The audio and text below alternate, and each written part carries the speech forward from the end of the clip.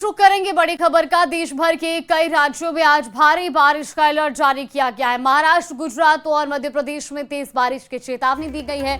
गुजरात के कच्छ, जूनागढ़, अरावली में भी अलर्ट जारी किया गया है। मुंबई, कोंकण, पालघर और ठाणे में भी बारिश का अलर्ट जारी किया गया है। इसके अलावा मध्य प्रदेश के शाजापुर, सीहोर और बैतूल में भी अलर्ट है। तो आंधी तूफान के साथ भारी बारिश की चेतावनी दी गई है। मौसम से जुड़ी इस वक्त की बड़ी जानकारी आपको बता रहे हैं। आज देश भर के कई प्रदेशों में मौसम का रुख बदला सा दिखाई देगा और खास तौर पर कई जगहों पर भारी बारिश की चेतावनी भी मौसम विभाग ने जारी की है। तो आपको बता दें कि महाराष्ट्र, गुजरात और मध्य प्रदेश में तेज बारिश की चेतावनी है। गुजरात के कच्छ, जूनागढ़, अरावली में बारिश का अलर्ट है। तो मुंबई, कोंकण, पालघर और ठाणे में भी आज भारी बारिश की चेतावनी जारी की गई है।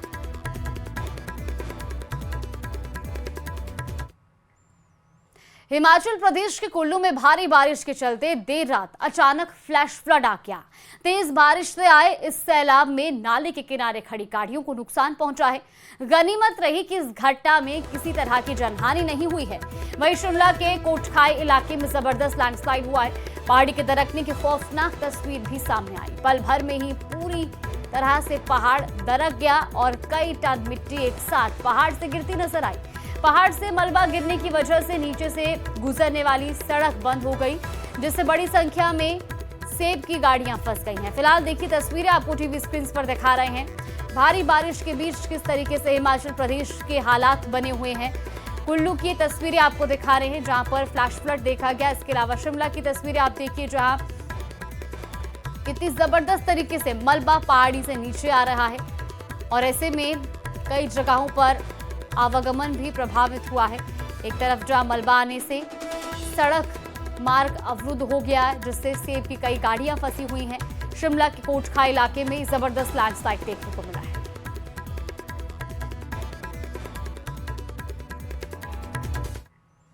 तो वहीं उत्तराखंड के चमोली में भी लगातार बारिश के बाद तापमान में भारी गिरावट देखने को मिली। बारिश के बाद नदियों का जलस्तर तेजी से बढ़ रहा है। अलकनंदा, धौली और पिंडर नदियों का रौद्र रूप देखकर प्रशासन अलर्ट हो गया है। नदी किनारे रहने वाले लोगों को सुरक्षित जगहों पर जाने की भी सलाह दी जा रही है। फिलहाल तस्वीरें भी देखिए उत्तराखंड के चमोली की।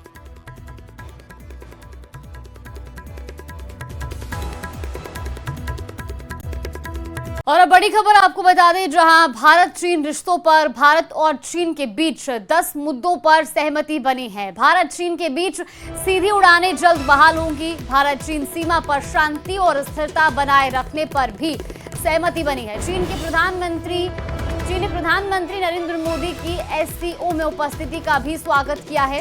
ये बड़ी खबर आपको बता रहे हैं। इस वक्त की महत्वपूर्ण जानकारी। दरअसल चीन के विदेश मंत्री भारत दौरे पर थे। इस बीच उन्होंने प्रधानमंत्री नरेंद्र मोदी, NSA अजीत डोभाल और विदेश मंत्री से मुलाकात की। और अब इस बीच ये महत्वपूर्ण जानकारी आ रही है कि भारत और चीन के बीच 10 मुद्दों पर सहमति बनी है।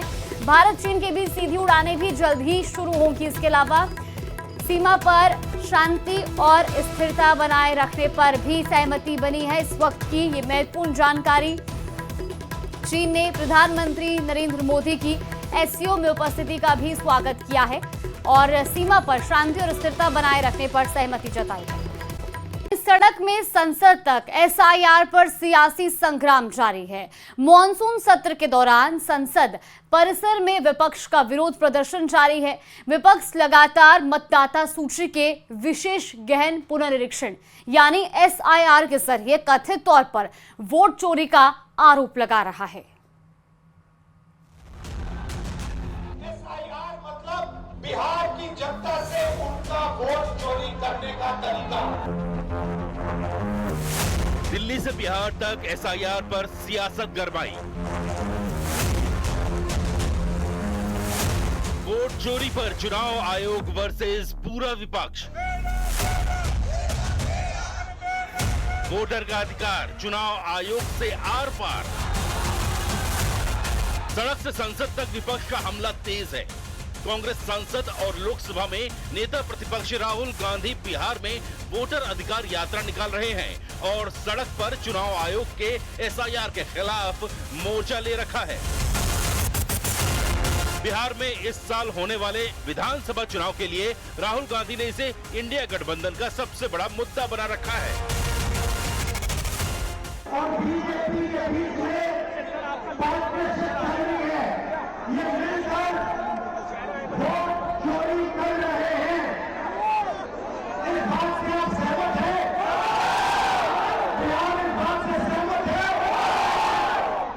यह आपका अधिकार है, संविधान आपको ये देता है।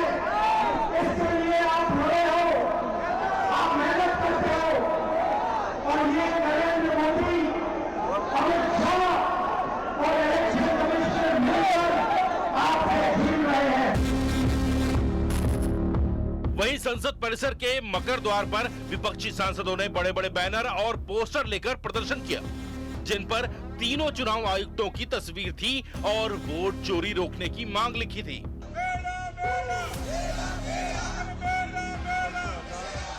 जो भी वोट चोरी हो रहे हैं, वोट में बदलाव कर रहे हैं और वोटों की हेराफेरी हो रही है, गड़बड़ी हो रही है, इसके खिलाफ हम पूरे देश में ये माहौल बनाना चाहते हैं कि तुम्हारे ऊपर अन्याय हो रहा है, देख लो और हम आपके वोट की छानबीन कर लो, ताकि ऐसा चोरी करके अगर गद्दी पे बैठेंगे तो वो कोई डेमोक्रेसी के लिए हितकारी नहीं है और डेमोक्रेसी के लिए वो अच्छा भी नहीं है।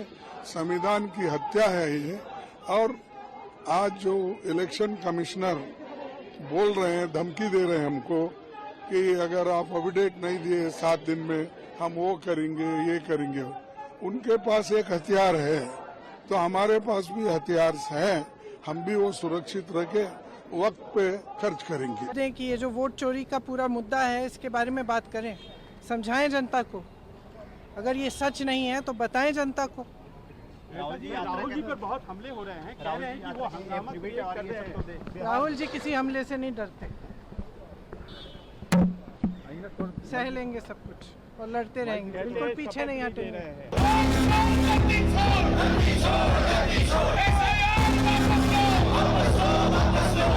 कांग्रेस और बाकी विपक्षी दल चुनाव आयोग और केंद्र सरकार पर हमलावर हैं। वहीं बीजेपी ने इस पर पलटवार किया है कि अगर आपको आपत्ति उठानी है तो आप एफिडेविट पे फाइल करिए।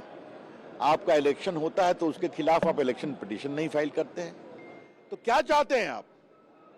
आप कानून सम्मत कोई काम नहीं करेंगे, खाली संसद में हल्ला करके संसद को चलने नहीं देंगे। और इतना धन जनता अपने विषय का उत्तर चाहती है मंत्रियों से, हम लोग वहां चर्चा करना चाहते हैं, आप नहीं कर रहे हैं, तो आपको देश कभी माफ नहीं करेगा। मोटी बात यह है, अगर राहुल गांधी को वोट नहीं मिलता तो हम क्या करें? और ऐसे लक्षण से राहुल गांधी जी आपको और वोट नहीं मिलेगा जिस तरह से आपने संसद को शर्मसार किया। संसद से सड़क तक विपक्ष और सरकार का टकराव जारी है। न तो चुनाव आयोग नरमी दिखा रहा है और न ही कांग्रेस के साथ बाकी विपक्षी अपने तेवर को कम कर रहे हैं। और फिलहाल जंग जारी है और सियासत के लिए चुनावी हथियार बन गया है SIR।